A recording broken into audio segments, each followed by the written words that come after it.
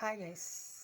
ഇന്ന് സ്കൂളൊക്കെ തുറന്നിട്ട് സ്കൂളും കോളേജും തുറന്നിട്ട് ബക്രീദിന് അവധിയായിട്ടുണ്ടായിരുന്നല്ലോ. അപ്പോൾ നാളെയും ബക്രീദിന് അവധിയാണ്. ഒഫീഷ്യലി ഇന്ന് കലണ്ടറിൽ ബക്രീദിൻ്റെ അവധിയായിട്ട് നാളെ നമ്മുടെ മെയിൻ ബക്രീദിൻ്റെ അവധിയായിട്ട് അല്ലാതെ തന്നെ നേരത്തെ പ്രഖ്യാപിച്ചിരുന്നത് പോലെ സ്വാഭാവികമായിട്ടും ഉണ്ടായിരിക്കുന്നതാണ്.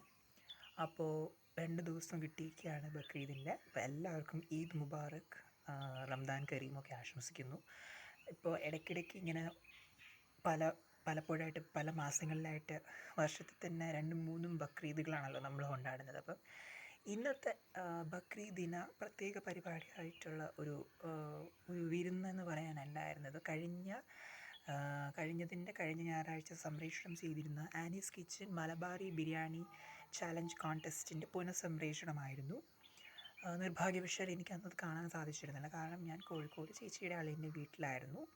അന്ന് ഞങ്ങൾ അവിടെ നിന്ന് രാത്രി പോകുന്നതിന് മുന്നോടിയായിട്ട് അന്ന് ഞങ്ങൾ കുറച്ചധികം സ്ഥലങ്ങളിലുള്ള ഔട്ടിങ്ങൊക്കെ ആയിട്ട് ഞങ്ങൾ ഷോപ്പിംഗ് മാൾസും കാപ്പാട് ബീച്ചും ഒക്കെ കഴിഞ്ഞ് വന്നപ്പോൾ തന്നെ ഒരു സമയമായി.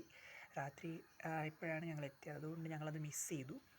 പക്ഷേ ഇന്നത് ഞാൻ കണ്ടു. ദൈവം സഹായിച്ചു. ഭാഗ്യവശാൽ എനിക്കത് കാണാനായത് വലിയൊരു സന്തോഷമായിട്ടായിരുന്നു. കാരണം ഇല്ലായിരുന്നെങ്കിൽ എനിക്ക് ബക്രീദ് പേരിന് മാത്രം ഒരു ബക്രീദ് അല്ലാതെ വേറെ പ്രത്യേകിച്ച് പണിയൊന്നും ഞാനൊന്നും ആലോചിച്ചിരുന്നില്ല. എനിക്കങ്ങനെ ഒരു ബക്രീദിനനുസരിച്ചൊരു ചുമ്മാ ഇങ്ങനെ ആലോചിച്ചു എന്തെങ്കിലും ഒരു ഡാൻസ് റീൽ ചെയ്താലോ, പക്ഷേ അതൊന്നും എനിക്ക് തോന്നിയില്ല. എന്തോ ഒരു മൂഡൊന്നും തോന്നിയില്ല. അല്ലാതെ തന്നെ നമ്മൾ ബക്രീദ് വരുമ്പോഴൊക്കെ ആ ഒരു ജോഷിൽ നമ്മൾ ബക്രീദിൻ്റെ സോങ്സ് കേട്ട് ചുമ്മാ ഡാൻസ് ചെയ്യും, അങ്ങനെയൊക്കെയായിരുന്നു. ഞാൻ ഇന്നേ വരെ ബക്രീദിന് ഡാൻസ് റീൽ ചെയ്തിട്ടില്ല കേട്ടോ. അപ്പം ബക്രീദിന് പക്ഷേ പാട്ട് പാടിയിട്ടുണ്ട് സ്മോളിൽ. പക്ഷേ ഇത്തവണ ഡാൻസ് ചെയ്യണം എന്നൊക്കെ ചുമ്മാ ആലോചിച്ചൊന്നും നടന്നില്ല. എന്തായാലും ഇന്ന് ഇത് കാണാൻ സാധിച്ചപ്പം ഞാൻ 1-2 കാര്യങ്ങളൊന്ന് നോട്ടീസ് ചെയ്തതാണ് ഞാൻ നിങ്ങളോട് പറയാൻ പോകുന്നത്. ഏറ്റവും പ്രധാനപ്പെട്ടൊരു കാര്യം എനിക്ക് നിങ്ങളോട് ഷെയർ ചെയ്യാനുള്ളത്, നമുക്കിഷ്ടമുള്ളൊരു പ്രോഗ്രാം ഒരു ചാനലിൽ മാത്രമേ ഉള്ളൂ. നമുക്കങ്ങനെ പാരലലി നമ്മൾ അതിൻ്റെ ബ്രേക്ക് വരുമ്പം ഓക്കെ ആ ഒരു ടൈം സ്ലോട്ട്സൊക്കെ ഇടയ്ക്ക് സംപ്രേഷണം ചെയ്യുന്ന ഏതെങ്കിലും നമുക്ക് ഇഷ്ടപ്പെട്ട പ്രോഗ്രാംസോ എന്തെങ്കിലും ആയിക്കോട്ടെ, ഫിലിംസ് എന്തെങ്കിലും ആയിക്കോട്ടെ, അതൊന്നും നമുക്ക് കാണാനായിട്ടില്ല. അല്ലെ പാട്ടുകൾ പോലും നമുക്ക് കേൾക്കണം എന്നുള്ള മൂഡേ ഇല്ല. നമ്മൾ കേട്ട് മടുത്തിട്ടുള്ള പാട്ടായിരിക്കാം, പക്ഷെ ഭയങ്കര കൊതിയോടെ കേൾക്കുന്ന പാട്ടായിരിക്കണമെന്നില്ല. എന്നാൽ അങ്ങനത്തെ പാട്ടുകളായിരിക്കാം സംപ്രേഷണം ചെയ്യുക. നിങ്ങൾക്കതൊക്കെ വീണ്ടും ഭയങ്കര അതിതീവ്രമായ താല്പര്യത്തോടെ അല്ലെങ്കിലും ചുമ്മാ ആണെങ്കിലും കാണാൻ തോന്നിയിട്ടുണ്ടോ, അല്ലെങ്കിൽ തോന്നാറുണ്ടോ ഇപ്പോഴും? അല്ലെങ്കിൽ ആ ബ്രേക്കുകളിലൊക്കെ എന്താ നിങ്ങൾ ചെയ്യുന്നത്? നിങ്ങൾക്ക് ഇഷ്ടമുള്ളൊരു പ്രോഗ്രാം മാത്രം ഒരു ചാനലിലുണ്ട്, അതിൻ്റെ ബ്രേക്കിൽ വേറെ ഒന്നും നിങ്ങൾക്ക് പുതിയ എക്സൈറ്റിംഗ് ആയിട്ടുള്ള ഡിഫറെൻ്റ് ആയിട്ടുള്ള കാര്യങ്ങളൊന്നുമില്ല, അല്ല ആദ്യമായിട്ട് കാണണം എന്ന് തോന്നിപ്പിക്കുന്ന കാര്യങ്ങളൊന്നും തന്നെയില്ല. അപ്പോൾ നിങ്ങൾ എങ്ങനെയാണ് ആ ബ്രേക്ക് മാനേജ് ചെയ്യുക? നിങ്ങൾ ഫോൺ ഇങ്ങനെ സ്വൈപ്പ് ചെയ്തുകൊണ്ടിരിക്കുമോ, ഫോണിൽ എന്തെങ്കിലും കാണാനുണ്ടോ എന്ന് ചെക്ക് ചെയ്യുമോ, എന്താണ് നിങ്ങൾ ചെയ്യാറുള്ളത്? അപ്പോൾ എന്നെ സംബന്ധിച്ച് പറയുകയാണെങ്കിൽ ഞാൻ ഈ ഒരു വെല്ലുവിളിയായിട്ട് തന്നെ ഏറ്റെടുത്ത് നേരിട്ടൊരു അനുഭവം പറയാം. ഈ ഏഷ്യാനെറ്റിൽ എല്ലാ ഞായറാഴ്ചകളിലും വൈകുന്നേരം 4 മണി തൊട്ടുള്ള സമയത്ത് പ്രീമിയർ മൂവീസ്, ഇപ്പോൾ പിന്നെ അത് 3:30 എന്നുള്ള ട്രെൻഡിലാണ് ഫോളോ ചെയ്യുന്നത്. അപ്പോൾ ആ ഒരു സമയമൊക്കെ ആകുമ്പം പ്രത്യേകിച്ച് 4 മണി സമയങ്ങളിലായിരുന്നു ആദ്യഘട്ടങ്ങളിലൊക്കെ പ്രീമിയർ ചെയ്തുകൊണ്ടിരുന്നത്. പിന്നെ അത് 4:30, 5:30, 5 മണി അങ്ങനെ പോയി. അപ്പോൾ ആ ബ്രേക്കിനൊക്കെ ഞാൻ എന്ത് ചെയ്യുമായിരുന്നു ചോദിച്ചു കഴിഞ്ഞാൽ, ഞാൻ ഒന്നുകിൽ ആ സമയത്ത് വിശപ്പ് കയറിയിട്ട് വൈകുന്നേരമൊക്കെ ആകുമ്പോൾ നമുക്ക് എന്തെങ്കിലും ചായയുടെ കൂടെ കഴിക്കാൻ തോന്നുമല്ലോ, അങ്ങനെ എന്തെങ്കിലും ഉണ്ടോ എന്ന് നോക്കും. ചായ കുടിക്കാനായിട്ട് സ്വാഭാവികമായിട്ട് ആദ്യത്തെ ബ്രേക്ക് നമുക്ക് കുഴപ്പമില്ല, മാനേജബിൾ ബ്രേക്കാണ്. പ്രീമിയർ മൂവീസ് ആകുമ്പോൾ ഒരു പ്രത്യേകതയുണ്ട്, ഏഷ്യക്കാർ പെട്ടെന്ന് ആ ബ്രേക്ക് അവസാനിപ്പിക്കുമായിരുന്നു. അതുകൊണ്ട് എനിക്കങ്ങനെ വലിയ പ്രശ്നമൊന്നും തോന്നിയിട്ടില്ല. പക്ഷെ പിന്നെ ആ ബ്രേക്കിൻ്റെ സമയം കൂടാൻ തുടങ്ങി. ഇച്ചിരിയോട് സമയമെടുത്ത് ആണ്, ലൈക്ക് 1 മിനിറ്റോളം കംപ്ലീറ്റ് ചെയ്തിട്ടാണ് അവർ കൗണ്ട് ഡൗൺ തന്നെ ഇട്ട് തുടങ്ങുന്നത് പോലും. അപ്പം അങ്ങനത്തെ ഒരു സമയത്തൊക്കെ അത്രയും ഡ്യൂറേഷനിൽ എന്താണ് ഞാൻ ചെയ്യേണ്ടതെന്ന് എനിക്ക് അറിയാത്ത ഒരു സിറ്റുവേഷനിൽ ഞാൻ ചെയ്തിട്ടുണ്ടെന്ന് വെച്ചാൽ ഞാൻ ഫോൺ സ്വൈപ്പ് ചെയ്യാൻ തുടങ്ങിയിരുന്നു. പിന്നെ അതെനിക്ക് എന്തോ പോലെ തോന്നി, അതെനിക്ക് പറ്റില്ല. ടി വി ഫോണും മാനേജബിൾ ആയിട്ടില്ല. പിന്നെ ഞാൻ ഫോണിലായപ്പോൾ ശ്രദ്ധ, പിന്നെ ടി വിയിൽ നമ്മൾ കാണാനിരിക്കുന്ന ബാക്കി കണ്ടിന്യൂറ്റി നമുക്ക് നഷ്ടപ്പെടുന്നതായിട്ട് തോന്നുകയും നമുക്ക് പിന്നെ കാണാനേ പറ്റാത്തൊരു സാധ്യതയിലേക്ക് പോകും. അതായത് ഇടയ്ക്ക് വെച്ച് മിസ്സായിട്ട് ഇടയ്ക്ക് തൊട്ടുള്ള ഡയലോഗ്സ് കേൾക്കുമ്പം എന്താണെന്ന് നമുക്ക് പ്രോപ്പറായിട്ട് മനസ്സിലാക്കിയെടുക്കാൻ പറ്റണമെന്നില്ല. ഫുള്ളി സീൻസ് മാത്രമായിട്ട് കണക്ട് ചെയ്ത് പോകാൻ പറ്റാറണമെന്നില്ല. നമ്മളും കൂടെയാണല്ലോ ആ സിനിമയിലൂടെ സഞ്ചരിക്കുന്നത്. അപ്പോൾ എനിക്ക് അങ്ങനെ പറ്റാതെ വന്നിട്ടുള്ളപ്പോൾ ഞാൻ എന്ത് ചെയ്തെന്ന് വെച്ച് കഴിഞ്ഞാൽ, ഞാനൊരു തീരുമാനമെടുത്തു.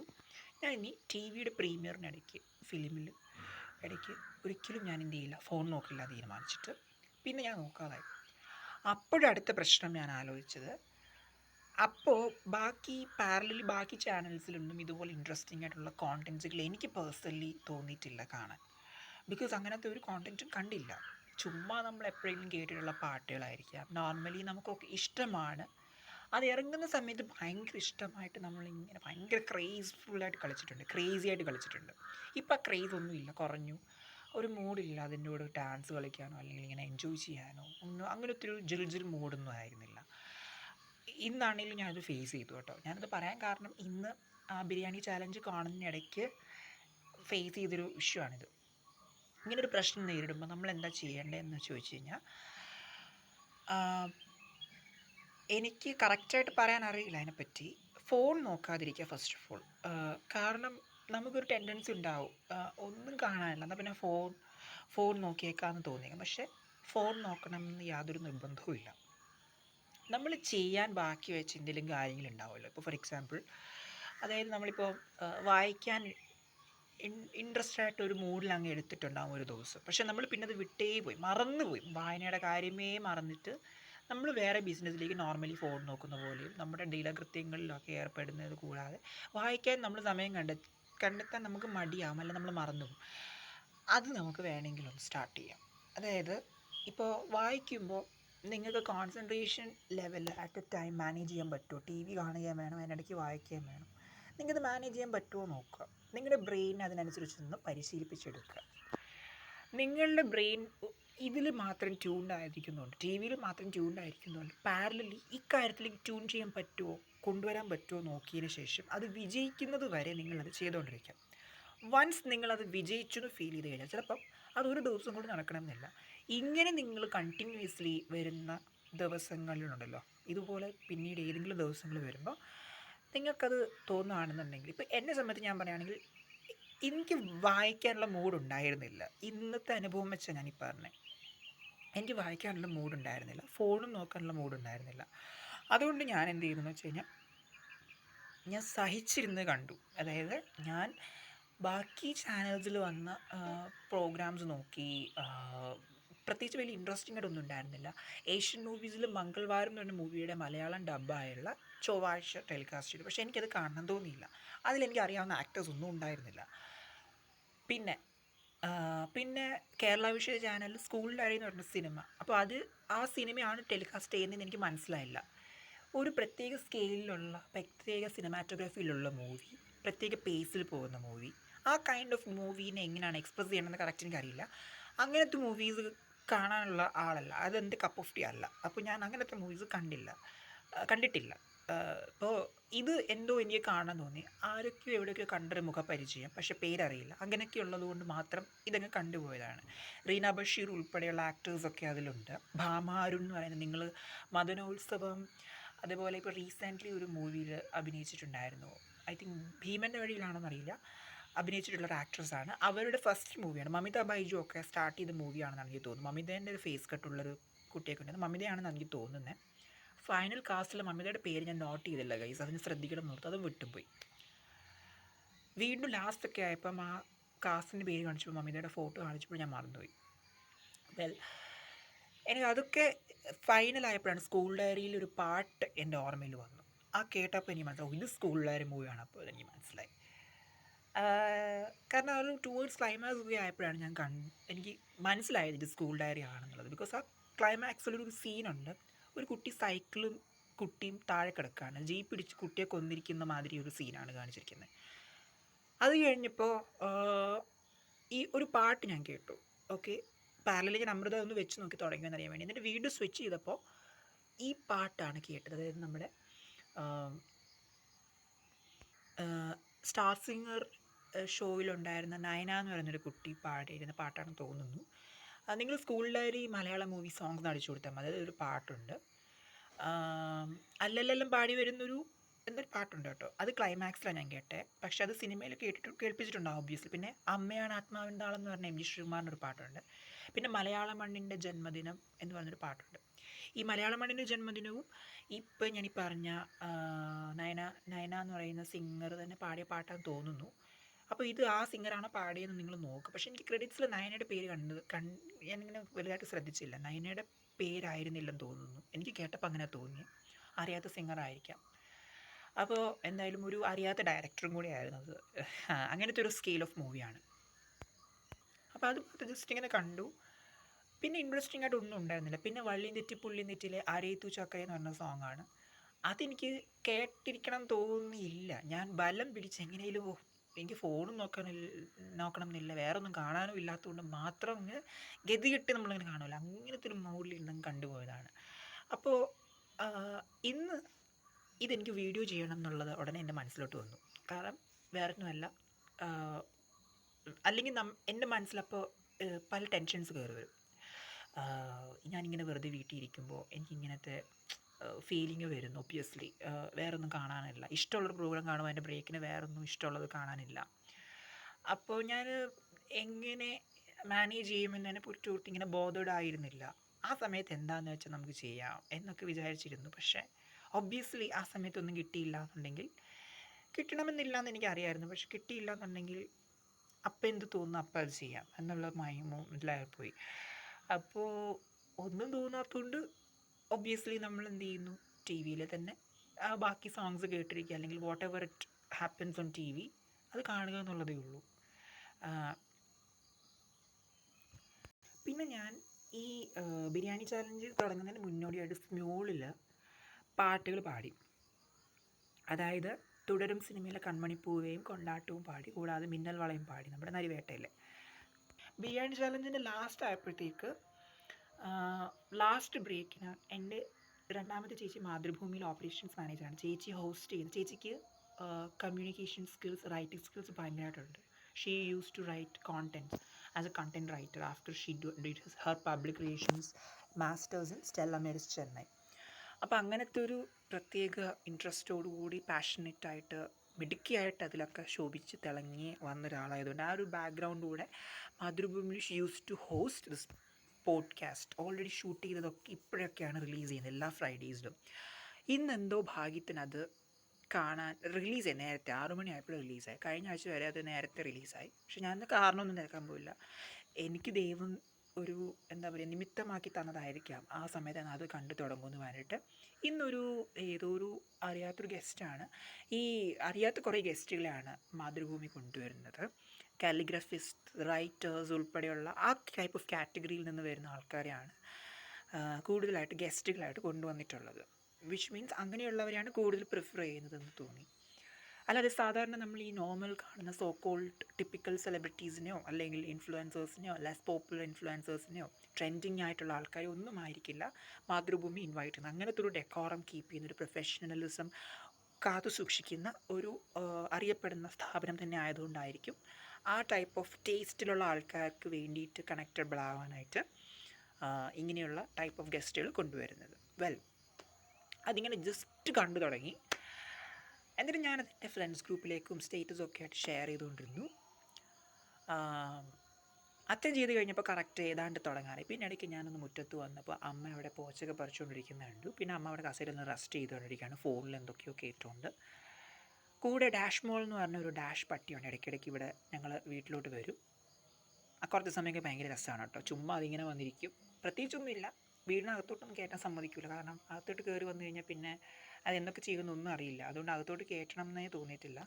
കയറ്റണേ എനിക്ക് തോന്നിയിട്ടുണ്ട്, പക്ഷേ പൂടിയൊക്കെ പൊഴിഞ്ഞ് വീണ് കഴിഞ്ഞാലോ എന്ന് വിചാരിച്ചിട്ട് പുറത്ത് മാത്രം കയറി. പക്ഷേ പൂടിയൊന്നും ദൈവം സഹായിച്ച് പൊഴിഞ്ഞായിട്ട് കണ്ടില്ല കേട്ടോ.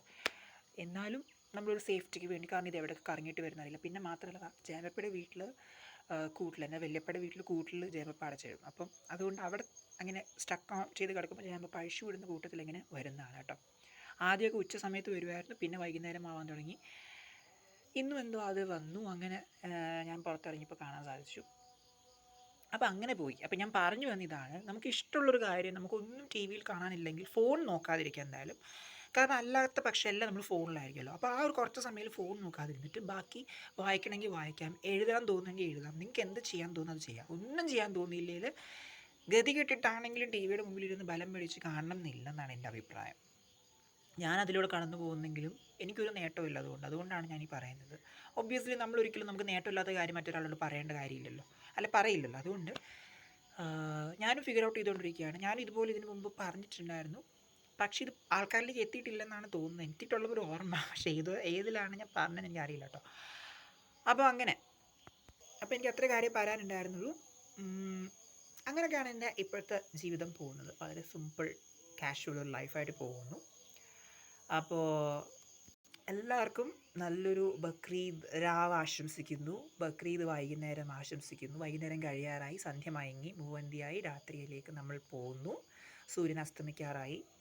6:30-ക്ക് ശേഷം അസ്തമിച്ചു അല്ലേ? അസ്തമിച്ചു എന്ന് വേണം പറയാൻ. പക്ഷെ ശരിക്കും അസ്തമിക്കണമെങ്കിൽ ഇരുട്ടണം, അതാണ് സത്യം. അപ്പോൾ ഈ നേരിയ വെളിച്ചത്തിൽ നാളെയും ബക്രീദാണെന്ന് നമുക്കറിയാമല്ലോ. അപ്പോൾ നാളെ വീക്കെൻഡ് കൂടിയാണ്. സ്കൂൾ കോളേജ് കുട്ടികൾക്ക് എല്ലാവർക്കും റെസ്റ്റ് എടുക്കേണ്ട ഒരു ദിവസം പെട്ടെന്നാണ് വന്നത്. കാരണം എന്ന് പറഞ്ഞു കഴിഞ്ഞാൽ നിങ്ങളൊരു നല്ല വെക്കേഷൻ കഴിഞ്ഞിട്ടാണ് തിരിച്ച് സ്കൂളിലും കോളേജിലും പോയിരിക്കുന്നത്. അപ്പോൾ ഈ ഒരു അവധി നിങ്ങൾക്ക് അത്ര ഭയങ്കര എക്സൈറ്റിംഗ് ആയിട്ടുള്ള അവധി ആയിരിക്കണം എന്നില്ല അല്ലേ? ജസ്റ്റ് തുടങ്ങിയിട്ടല്ലേ ആയുള്ളൂ. അപ്പോൾ അതുകൊണ്ട് നിങ്ങൾക്ക് ഒന്നും കൂടി റിഫ്രഷ് ചെയ്യണം തോന്നുകയാണെങ്കിൽ മാത്രം റിഫ്രഷ് ചെയ്യാനും, പിന്നെ നിങ്ങൾക്ക് ഈ ജസ്റ്റ് തുടങ്ങിയ 2-3 ദിവസത്തിൻ്റെ ഉള്ളിൽ നിങ്ങളുടെ സ്കൂളിലും കോളേജിലും എന്തെങ്കിലുമൊക്കെ വർക്കോ കാര്യങ്ങളൊക്കെ തന്നിട്ടുണ്ടെങ്കിൽ, ഏത് ക്ലാസ്സിലുള്ളവരും ഏത് കോഴ്സ് ചെയ്യുന്നവരും ആയിക്കോട്ടെ, നിങ്ങൾക്ക് നിങ്ങളുടെ ടീച്ചേഴ്സും പ്രൊഫസേഴ്സും തന്നിട്ടുള്ള എന്തെങ്കിലും ആക്ടിവിറ്റീസോ കാര്യങ്ങളോ പറഞ്ഞു തന്നിട്ടുള്ള പ്രധാനപ്പെട്ട കാര്യങ്ങളൊക്കെ ഉണ്ടെങ്കിൽ നിങ്ങളതൊക്കെ ശ്രദ്ധിച്ച് ഈ ദിവസങ്ങളെ പ്രയോജനപ്പെടുത്തുക, പ്രൊഡക്റ്റീവ് ആക്കുക. അല്ലാതെ ചുമ്മാ ബക്രീദ് എന്ന് പറഞ്ഞ് ചുമ്മാ വീട്ടിൽ കുത്തിയിരുന്ന് ഫുഡും കഴിച്ച് ഉറങ്ങുന്നത് മാത്രം ചെയ്യാതെ, ടി വിയും കണ്ട് ഫോണും നോക്കി മാത്രം പോകാതെ, കളിക്കേണ്ട സമയത്ത് നിങ്ങൾ ഒബ്വിയസ്ലി കളിക്കുക. നിങ്ങൾ ഇതുവരെയും കളിച്ചിട്ടുണ്ട്.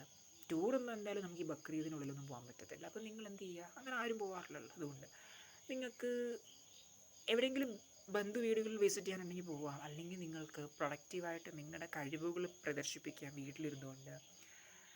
ചില്ല് ചെയ്തിരിക്കേണ്ട സമയങ്ങളിൽ ചില്ല് ചെയ്തിരിക്കാം.